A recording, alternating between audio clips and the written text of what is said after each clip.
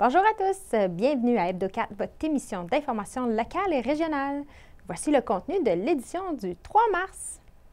Une levée de fonds originale pour la Fondation Rivière-Bonaventure, les formations de l'ADOCAR, le projet Trache ton chemin, la retraite, c'est parfait pour travailler, la nouvelle campagne de la FADOC, les programmes d'assistance financière pour les personnes handicapées de l'URLS Gaspésie-les-Îles et votre chronique Rendez-vous.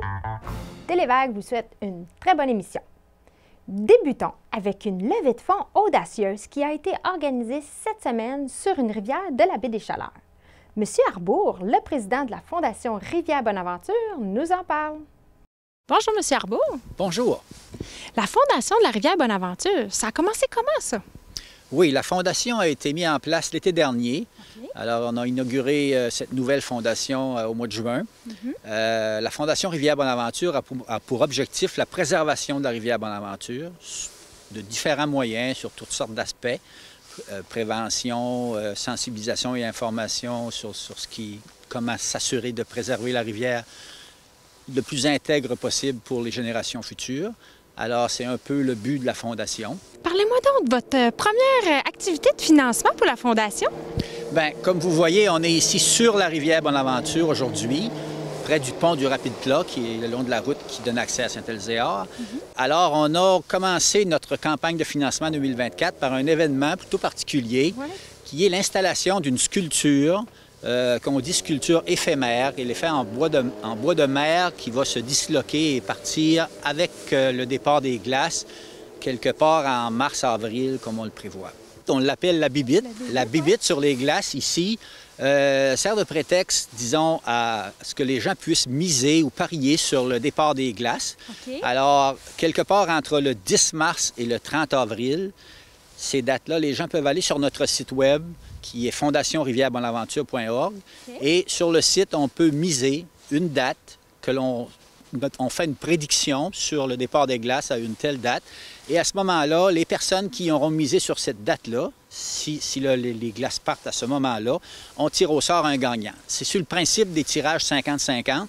Alors, il y a un gagnant qui se mérite la moitié du montant accumulé. Il y aura aussi des billets de façon manuelle, mais c'est vraiment le plus rapide et le plus facile de miser, c'est sur le site Internet. Ça vient d'où l'idée de la bébite? Bien, justement, c'était déjà en place sur la rivière Matapédia. Okay. Il y a un monsieur Pierre Damour qui était ici ce matin, qui a transporté son idée ici pour la Fondation Rivière-Bonaventure. Et ça fait déjà 8 ans que c'est installé sur la rivière Matapédia à chaque année pour les organismes du milieu là-bas. Pour cette année, on voulait être vraiment tout de suite concret. Alors, les fonds de l'activité comme telle vont servir à une campagne de sensibilisation. On va, durant l'été prochain et surtout 2025, on va mettre en place une campagne de sensibilisation pour les propriétaires riverains. Leur amener de l'information, des renseignements sur la façon de protéger leurs berges, de revégétaliser, c'est-à-dire de planter arbres et arbustes devant leur propriété. On a vérifié récemment dans les statistiques qu'il y a près de 310 bâtiments présentement le long de la rivière Bonaventure. Il y a cette étape-là qu'on veut qu'il soit à moyen terme, on ne veut pas aller trop loin avec ça. Sensibiliser, informer les propriétaires riverains. C'est le prochain mandat de la Fondation. On va le faire en collaboration avec d'autres organismes, mais c'est ce qu'on vise à court terme avec les fonds de cette activité de financement. Okay. Mais justement, avec les changements climatiques de plus en plus présents, est-ce que vous avez vu des conséquences directes déjà sur la rivière Bonaventure? Oui, bien sûr. Bien, juste une anecdote, puis peut-être que les gens l'ont remarqué. Cette sculpture-là est faite en bois de mer. Bien, on est allé récupérer ce bois de mer-là dans la digue de pierre, la digue de roche qui est à la marina Bonaventure, près du fort. Il y en avait plein d'arbres. On a plus de tempêtes, il y a beaucoup plus d'arbres qui descendent les rivières à la Bonaventure, mais les autres rivières aussi de la région. On remarque qu'il y a énormément d'érosion. Elle est plus importante, l'érosion. Pourquoi? Parce que les crues sont plus importantes, les crues extrêmes, les événements climatiques extrêmes sont plus importants qu'avant. Alors, ça amène des problématiques, on les remarque, effectivement. Il y a des moyens, il y a toutes sortes de moyens de le faire, mais que les propriétaires riverains soit conscient que chacun a sa part à faire, c'est un élément là, de la solution. Merci beaucoup, M. Arbeau. Ça me fait plaisir. Stimulez votre cerveau et gardez-le actif grâce aux outils intéressants de l'ADOCAR. Écoutons Luc Paulvin qui nous renseigne sur cette association conçue spécialement pour les personnes âgées de 50 ans et plus. Bonjour, M. Potvin. Oui, bonjour. Qu'est-ce que ça veut dire ADOCAR? ADOCAR, ah là là, oui, hein. C'est pas une association pour les ados. ADOCAR, non, non. Au contraire, ben pas au contraire, mais c'est plutôt pour l'autre groupe d'âge à la toute fin. Donc, pensez ADOCAR, l'association, le A, pour le développement des aînés. Donc ça, c'est les 3 premières lettres, ADA. Puis après ça, compte tenu que c'est une organisation qui est liée ou en relation avec l'Université du Québec à Rimouski, l'UQAR, c'est devenu l'ADOCAR, l'Association pour le développement des aînés connectés à l'UQAR. C'est quoi les services que vous offrez pour les personnes de 50 ans et plus? Bien, dans le fond, écoute, comme le nom l'indique, on souhaite le développement. Donc, à partir de là, on offre toute une gamme de cours, mais quand on dit cours, ça peut paraître, un cours, y a-t-il un diplôme, puis on va-tu avoir des devoirs à faire, puis c'est lourd. Non, c'est plutôt quelque chose qui pour développer, comment dire, des intérêts ou approfondir des intérêts qu'on peut avoir sur différents domaines. Pour vous donner quelques exemples, actuellement, il y a des cours qui se donnent en ligne, en espagnol, en italien, en anglais. Okay. Puis on prend les gens où ils sont, puis c'est des petits groupes de peut-être 7 ou 8 personnes qui, dans le fond, avec un enseignant, pendant peut-être, là, par session, on parle de peut-être 7-8 cours, donc à 7 ou 8 reprises, une fois par semaine, souvent l'après-midi, les gens vont se réunir puis suivre un cours. Ça peut être aussi lié à, par exemple, des conférences. On a des conférences qui sont données. La dernière, moi, que j'ai suivie, c'est une dame qui est rwandaise d'origine, qui est venue nous parler de la résilience. Donc, comment on peut, quand il nous arrive un coup dur dans la vie, retomber sur ses pattes. Tu sais, c'est une conférence qui durait 1h30. On était, une vingtaine de personnes en ligne autour de notre écran, puis on avait la possibilité d'échanger. Donc, c'est ça. L'idée, c'est d'amener des sujets où les gens vont apprendre des choses qui leur sont utiles, puis en même temps, rencontrer de façon, la plupart du temps virtuelle, des nouvelles personnes, puis approfondir un sujet qui les intéresse. Physiquement, hein, si on bouge pas, qu'est-ce qui se passe? On rouille. Dans le fond, on peut comparer le cerveau, même si c'est pas un muscle, un peu à ça. Donc, d'où l'importance de rester actif. Puis, il y a une dimension, je dirais, intellectuelle là-dedans, mais il y a une dimension sociale aussi. Tu sais, si par exemple, on reste plusieurs jours sans avoir jasé avec quelqu'un, à un moment donné, je dirais pas qu'on perd cette faculté-là d'être en relation, mais disons que ça nous demande un certain effort après. Puis, étonnamment, tu sais, quand on fait ça à distance, disons par exemple sur un écran, on peut se dire « Ah ouais, mais j'ai pas le contact physique. » Oui, mais le non-verbal quand même, tu sais, c'est fou comment la communication s'exprime non-verbalement aussi. Pour avoir accès aux ateliers ou aux formations, est-ce qu'il faut être membre de l'ADOCAR? Oui, c'est une condition, mais écoute, c'est très abordable. On parle d'une dizaine de dollars par année. Okay. Donc, c'est très abordable. Ça donne accès à toutes les conférences. Il y a quand même une gamme de conférences vraiment, peut-être qu'on parle d'une douzaine par session. Là. Il y a 2 sessions par année, celle d'automne puis celle d'hiver. Et puis bon, à partir de là, après ça, si on veut suivre des cours, là, c'est un certain montant, dépendamment de la longueur du cours puis du nombre de reprises qui va avoir lieu. Là. Justement, en Gaspésie, il va y avoir une formation en présentiel prochainement. En présentiel, oui. On est fiers de ça parce qu'on est un petit comité composé de 4 personnes qui sont situées en Gaspésie puis aux îles. On se réunit de façon virtuelle. Et puis, on souhaitait avoir des choses, pour pas que ça soit juste les étudiants autour de Rimouski qui aient accès à du présentiel. Le 15 mars prochain, à 1h30, une activité qui s'appelle Super Voisins et Voisins solidaires. Okay. L'idée derrière ça, c'est que dans le fond, on le sait, une société, c'est comme un tricot. S'il y a des mailles qui se fritent, on vient qu'il fait froid puis que c'est pas agréable. Là. Alors, c'est de resserrer des liens dans un voisinage donné pour que quand on sait qu'il y a une personne qui est plus âgée, des fois qui est en perte d'autonomie, même légère, on la connaît, puis éventuellement, si elle a besoin, on peut, comme voisin, lui donner un petit coup de main. Il y a des cours qui se donnent, comment utiliser la tablette, le téléphone, toute la dimension des courriels. Aussi, il y a des activités de prévention. On le sait que par ces beaux moyens-là aussi, on peut se faire des fois arnaquer, là. Alors, tu vois, il y a toute une gamme d'ateliers ou de formations ou de conférences qui se donnent justement pour pouvoir utiliser adéquatement ces outils-là. Ben moi, je vous dirais que lâchez pas, gang. Apprendre, c'est un des bonheurs de la vie. Puis rencontrer du monde aussi. Fait que venez nous voir là, puis bon, à défaut de se voir en personne, ben on va pouvoir justement faire travailler le principal muscle qu'on a, celui entre les deux oreilles, puis s'amuser ensemble. Bien, merci. Merci à vous. Télévague a rencontré la sympathique Laurie Dufresne, une intervenante jeunesse au CJE Option Emploi du Rocher-Percé. Elle nous présente son projet Trace ton chemin.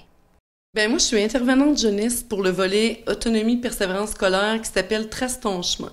Oui.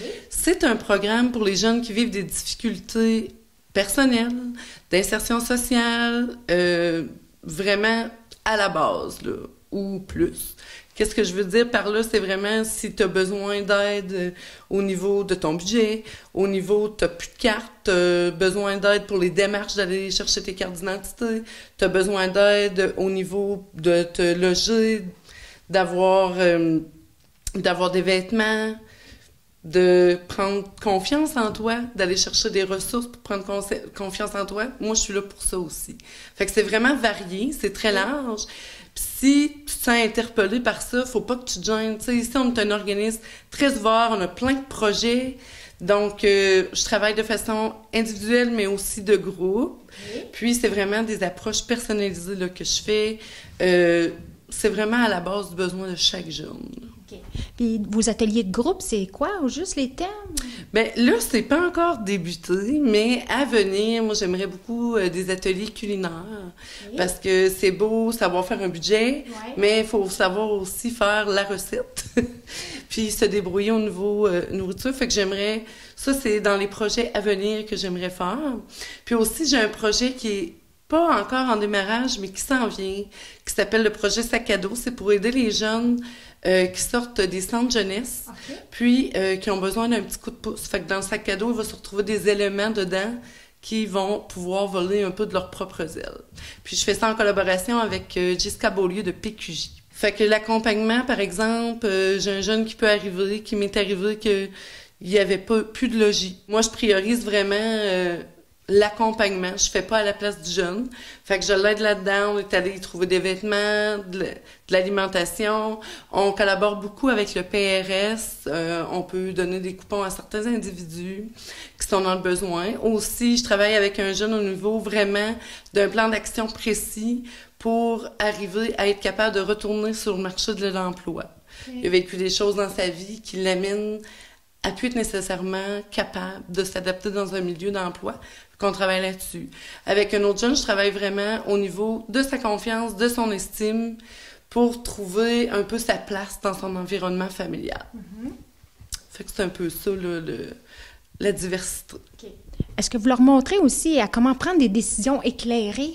Oui, aussi, ça fait partie du processus, comment prendre une décision, la prendre pour qui, pourquoi, dans quelle intention de le faire, mais ça fait partie de la démarche là, du jeune. Que c'est important pour les jeunes de prendre conscience de leurs faiblesses puis de leurs forces? Effectivement, c'est la base. Il faut apprendre à se connaître. Mm. Puis, oui, on dit faiblesse, mais c'est vraiment des points à améliorer pour être capable d'avancer puis de faire briller les forces.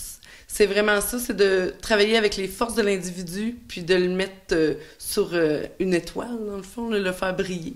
On peut travailler avec des collaborateurs, comme moi je peux travailler avec l'école, Santé Émilie-Gamelin, le CLLC, et plus encore, là, il y a plein d'organismes. Fait que tout dépendamment du besoin du jeune, on va travailler en collaboration, puis on va expliquer le service aux jeunes aussi. Est-ce qu'il y a des parents qui vous ont appelé puis qui ont dit « Mon jeune, il a zéro autonomie, pouvez-vous m'aider? » Bien, il a peut-être pas dit dans les mots « zéro autonomie », mais oui, on a eu des parents qui nous ont appelés pour dire « Qu'est-ce que je peux faire? Qu'est-ce que vous pouvez faire pour aider mon jeune? » Puis à partir de là, on fait une première rencontre. Il faut pas oublier que c'est un service volontaire. Fait qu'à tout moment, on doit respecter le rythme du jeune. Puis s'il décide de mettre fin au parcours, on doit respecter ça aussi.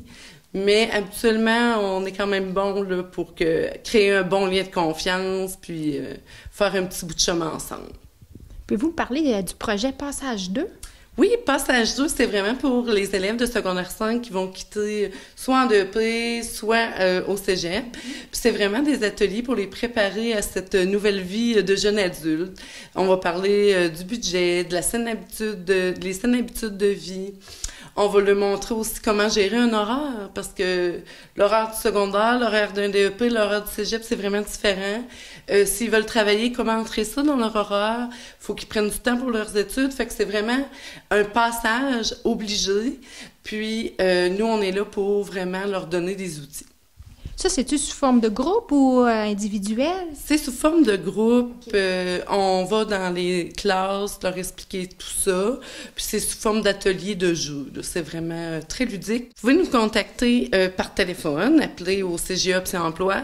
Aussi, j'ai une page Facebook professionnelle qui est Laurie CGE Option Emploi. Ils peuvent m'ajouter, ils peuvent me téléphoner aussi. Si tu vis des difficultés ou si tu as envie tout simplement de jaser ou de faire un petit processus, une démarche, ben gêne-toi pas, je suis là pour ça. Puis il n'y a aucune gêne à chercher de l'aide. Même si des fois on a peur de ce que les gens vont dire, ben ayez pas peur parce que c'est le plus beau cadeau que vous pouvez vous offrir. La retraite, c'est parfait pour travailler. C'est le slogan de la nouvelle campagne de la FADOC. Nous avons eu une conversation avec Marilyn Arsenault, directrice de la FADOC, région Gaspésie et les Îles-de-la-Madeleine. Bonjour Marilyn. Bonjour. Pour commencer, pouvez-vous m'expliquer c'est quoi le rôle de la FADOC Gaspésie-les-Îles? En fait, l'organisme la FADOC Région Gaspésie-Îles-de-la-Madeleine, c'est un organisme, dans le fond, pour faire principalement de la défense des droits collectifs des aînés, mais aussi c'est un organisme là, qui vient en aide là, au niveau du loisir là, des aînés. Là. Donc, on veut faire la promotion justement de la santé et du bien-être des 50 ans et plus. Est-ce que vous pourriez nous présenter la campagne que vous avez lancée récemment? Oui, en fait, là, la raison pour laquelle on se parle aujourd'hui, c'est d'un fond pour présenter le programme là, Travailleurs d'expérience, qui est la retraite, c'est fait pour travailler. Et c'est notre deuxième année là, qu'on lance le projet, là, justement, d'inciter les employés de 50 ans et plus et les employeurs dans le fond, à accepter là, les gens de 50 ans et plus dans leur équipe de travail, là, dans le but là, de diminuer justement la pénurie de main-d'œuvre à laquelle on fait face. Selon Statistique Canada, notre région compterait environ combien de personnes âgées de 55 ans et plus? Environ 30 000 là, que la région de Gaspésie-Îles-de-la-Madeleine là, a sur son territoire de gens de 50 ans et plus là, qui pourraient être disponibles là, pour le travail. Ça doit quand même faire un pourcentage plus du corps à peu près? Oui, c'est environ là, un petit peu plus, là, j'ai pas le chiffre exactement, là, mais c'est un petit peu plus de 25 là, de la population générale là, de la Gaspésie, oui. OK. Puis pendant cette campagne, c'est quoi au juste l'atelier que vous allez offrir? En fait, il y a 4 ateliers qui vont être offerts par une fiscaliste à laquelle les gens vont pouvoir là, connaître un peu plus les programmes fiscaux, bien entendu, qui leur permet là, de pouvoir avoir des avantages là, s'ils font un retour au travail après avoir touché la retraite. Et pendant cette rencontre-là, il va aussi avoir une période de questions plus individualisée où les gens vont pouvoir là, regarder là, en fonction de leur propre réalité parce que chaque personne est différente. Il y a des gens qui sont rentiers, il y en a d'autres qui reçoivent que les prestations gouvernementales. Donc, pendant ce moment-là, les gens vont pouvoir vraiment aller évaluer si pour eux, c'est une alternative positive là, de pouvoir retourner au travail, puis à raison de 15, 20 heures, 30 heures semaine ou selon les capacités de la personne. Est-ce qu'il faut s'inscrire à l'avance pour participer à l'atelier? Oui, idéalement, les gens peuvent passer via notre site Internet au fadocgym.ca. Toute l'information est sur notre site Internet via la plateforme Eventroll. Sinon, on invite les gens là, à nous appeler directement au bureau de la FADOC à Gaspé et on va se faire vraiment un plaisir de les accompagner, de choisir avec eux là, laquelle des 4 ateliers qui convient mieux à leur horaire. Donc, ils peuvent nous contacter là, au 418 368 47 15 du lundi au vendredi et les employés vont se faire un plaisir là, d'accompagner là, les participants à leur inscription. Pouvez-vous m'en dire un peu plus sur les témoignages que vous allez partager tout au long de votre campagne? Oui, ben il y en a déjà là, de sorties. Dans le fond, on a créé des partenariats, là, entre autres cette année, avec 3 entreprises là, de la Gaspésie qui embauchent là, justement déjà des gens de plus de 50 ans dans leur équipe de travail. Donc, cette année, on voulait vraiment faire place à la version plus employeur. Donc, en tant qu'employeur, qu'est-ce que ça a comme impact positif d'avoir justement des retraités dans l'équipe de travail? Il a vraiment été prouvé justement que d'avoir des équipes, entre autres, intergénérationnelles, donc où qu'on a plusieurs générations, ça vient vraiment là, amener là, une atmosphère là, fort enrichissante là, justement au sein de l'équipe. Puis ces témoignages-là, ils vont être sur votre site Internet de la FADA? Absolument, sur notre site Internet et sur notre page Facebook. Ben justement, je suis allée faire un tour sur votre site de la FADOC. Puis c'est quoi au juste les rabais régionaux que vous offrez à vos membres? En fait, ça fait partie vraiment du réseau FADOC. Donc, c'est pas juste en Gaspésie qu'on offre ça, mais Mhm. à travers le Québec. Donc, ce sont au-delà, là, au moment qu'on se parle, je pense qu'il y a environ 1100 rabais là, disponibles là, à travers le Québec. Donc, en devenant membre, donc, il faut avoir au minimum 50 ans pour devenir membre FADOC. Et en devenant membre, votre carte vous permet non seulement d'avoir accès à de la défense de droits qu'on fait, à avoir accès à notre revue 4 fois par année, et aussi les fameux rabais et privilèges qui sont vraiment très intéressants. Et ça permet là, de faire en sorte que votre carte à 25 soit rentabilisée. Là, souvent, là, en quelques semaines, les gens peuvent vraiment la rendre là, pratiquement gratuite là, parce qu'on a des grands partenaires, entre autres comme Intac Assurance, où que là, le rabais dépasse là, majoritairement là, bien plus que 25 Donc, les gens peuvent déjà faire en sorte que leur carte soit rentable. Mais sinon, dans le concret, on a plein de rabais plus locaux.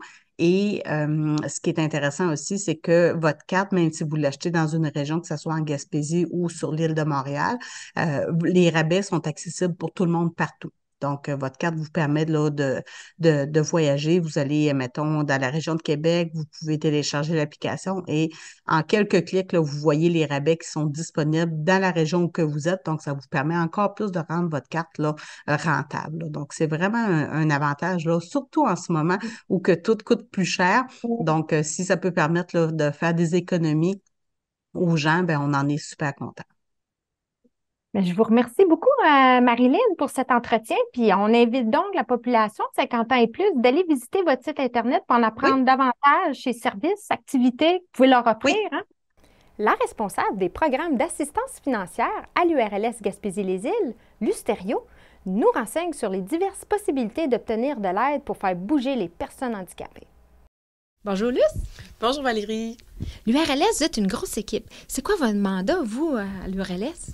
À l'URLS, je suis conseillère en loisirs, puis je m'occupe du loisir pour les personnes handicapées. Donc, loisirs, sport, plein air, on offre du service conseil pour tout ce qui est loisirs adaptés, sport adapté, puis aussi le volet inclusif. Là. Il y a du adapté, mais il y a du inclusif aussi. Okay. Le programme d'assistance financière au loisir pour les personnes handicapées, pouvez-vous me donner des exemples à qui ça s'adresse?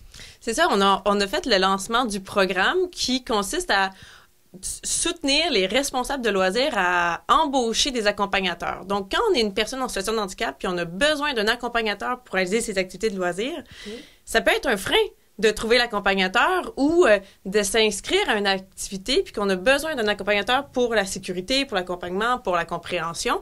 Donc, quand on veut s'inscrire à une activité de loisir, qui est du loisir municipal ou du loisir organisé communautaire, on peut penser aux cours de natation avec le gestionnaire de camp de jour, on peut penser au club sportif. Quand on s'inscrit à un cours d'athlétisme ou à un cours de karaté ou à un cours de natation et qu'on a besoin d'accompagnement, on doit le nommer au responsable. Okay. Pour dire, bon, moi, pour ma condition, pour ma pleine participation, il faudrait que j'aie quelqu'un qui m'assiste, soit dans mes transferts ou soit dans l'eau, il y a l'enjeu sécurité. Donc, pour être sûr que ce soit plaisant pour tout le monde et bien encadré. Donc, quand la personne handicapée ou la personne qui a des besoins particuliers le nomme au responsable, le responsable peut se préparer, prévoir appliquer au programme que vous avez noté, le programme d'assistance financière, peut prévoir de la formation, peut prévoir l'embauche d'un accompagnateur. Et on s'assure qu'il y a une belle expérience en loisir. Okay. Si les parents auraient un enfant qui vit avec un handicap, est-ce qu'ils peuvent participer à un camp de jour? Absolument. Tous les camps en Gaspésie sont inclusif, ou du moins, ils mettent les moyens pour. Mais pour ça, ça prend du temps, ça prend de la planification. C'est pourquoi, dès janvier, on invite les parents qui ont des jeunes avec des besoins particuliers d'appeler le responsable de camp de jour pour nommer les besoins de leurs jeunes, nommer les accommodements ou qu'est-ce qu'il y aurait besoin pour que le camp puisse se planifier. Bon, est-ce que c'est une ressource supplémentaire? Bon, est-ce que je dois adapter mon local? Est-ce que je dois prévoir des ressources financières? Donc, plus tôt le gestionnaire de camp le sait, mieux il peut se préparer. Okay. Bien, justement, les gestionnaires et les municipalités, ils ont jusqu'à quelle date pour faire des demandes?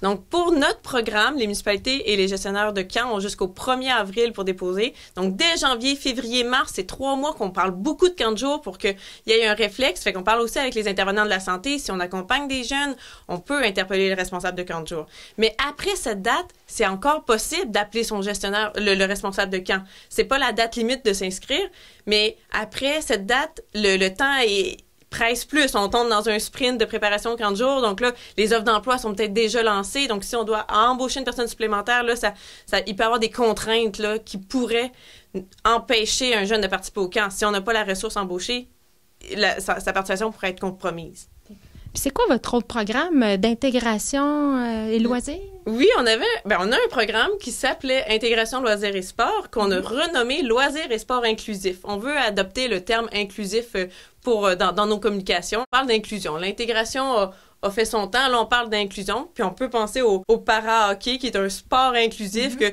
personne avec un handicap ou sans handicap, en fait, on rejoint même différentes clientèles d'âge. Là, tout le monde se regroupe. Donc, c'est un sport inclusif. Donc, ce programme-là, Loisirs et sport inclusif, s'adresse encore aux municipalités, aux organismes de loisirs qui veulent développer une offre inclusive. Donc, ils reçoivent une demande. Je dois acheter tel équipement pour que tout le monde puisse participer, ou je dois embaucher un accompagnateur. Mais la grande différence entre les deux programmes, c'est que Loisirs et sport inclusif, c'est un programme en entrée continue. Donc, à tout moment, un gestionnaire, un responsable peut compléter une demande. Et le programme d'assistance financière loisirs personnes handicapées, c'est une fois par année. Le 1er avril, c'est la date limite. Et ça s'adresse quand même un peu plus pour les 40 jours. Là. On connaît tous les bienfaits de faire des activités de loisirs et de sport. On se découvre, on a des intérêts, on a des passions, on se développe. C'est vraiment précieux et c'est un droit. Tout le monde a le droit d'avoir ses loisirs et ses sports. Donc, si vous avez des envies de découvrir de la peinture, de faire de l'athlétisme, il n'y a pas de limite. On met nos propres limites. Donc, s'il y a un défi d'accompagnateur, appelez le responsable. Il y a toujours des gens qui mettent l'épaule à la roue pour trouver les moyens pour que tout le monde puisse participer. Et maintenant, voici votre chronique. Rendez-vous!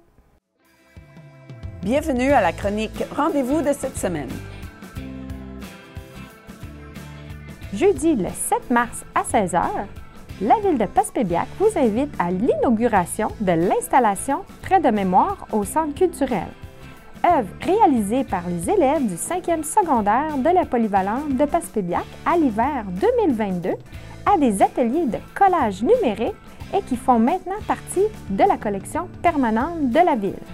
Le Carrefour Jeunesse Emploi Avignon Bonaventure vous invite à un atelier d'écriture avec Bill Beaucire, jeudi le 7 mars à 13h à la passerelle de New Richmond. Les places sont limitées, transport disponible sur demande et l'inscription est obligatoire. Pour information et inscription, Jérémy au 581-887-5878 ou jérémy.leblanc à commercial cjeavbo.org. Message à nos membres organismes, faites-nous part de vos activités à Télévague par courriel au courrier @télévague.com ou véronique.télévague@gmail.com, par téléphone au 418-752-6558 ou par télécopieur au 418-752-6559. Bonne semaine à tous!